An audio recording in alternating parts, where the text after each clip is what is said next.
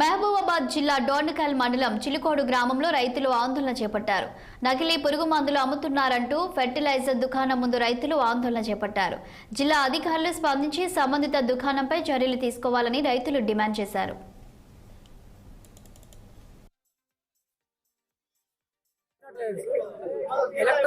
కలుపుకుంటే ఇప్పుడున్న పరిస్థితుల్లో మళ్ళీ ఎర్రమల్లి కామర్పురం పోవడానికి అదొకటే మార్గం.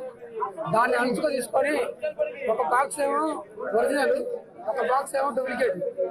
ఆ విధంగా దగ్గర ఇక్కడ సుమారు బూరుగుపాడైతే శ్రీకోట, సంకీస, గొల్లచెర్ల, ఈ చుట్టుపక్కల తండలు 3 గ్రామ పంచాయతీలలో సుమారు ఒక 2-3 వేల మంది రైతులు ఈ మందు కొట్టని రైతు లేడు. ఇదే విధంగా ఈ రోజు ఒక యూట్యూబ్ లో కంపెనీ వాళ్ళే పెట్టారు. ఏదంటే ఎలక్ట్రో మందుకి పైన లోగో ఇండోఫిల్ ఉంటుంది, కింద కూడా దాని ఏరో మార్క్ ఇస్తారు. ఇది ఒరిజినల్ మందు అనేది కంపెనీ వాళ్ళే యూట్యూబ్ లో కూడా పెట్టారు. మేము కూడా వాస్తవం కూడా లోగో ఉన్న మందు కొడుతున్నాం, మంచిగా పని చేస్తుంది. లోగోలో ఎందుకు కొడుతున్నామో విపరీతమైన నల్లి తామర విపరీతంగా ఉంటుంది. కాబట్టి రైతులను ఇది అలసు తీసుకొని నల్ల తామర ఎర్రనల్లి అలసు తీసుకొని సుమారు 2-3 వేల మంది రైతులు ఈ యొక్క ఎలక్ట్రో సీజ్వేట్ కలిపి కొట్టడం జరిగింది. సీజ్వేట్ ఓకే, అది కూడా ఇండోఫిల్ కంపెనీ, కానీ ఎలక్ట్రో మాత్రం దొంగ మందు అమ్మీరులు.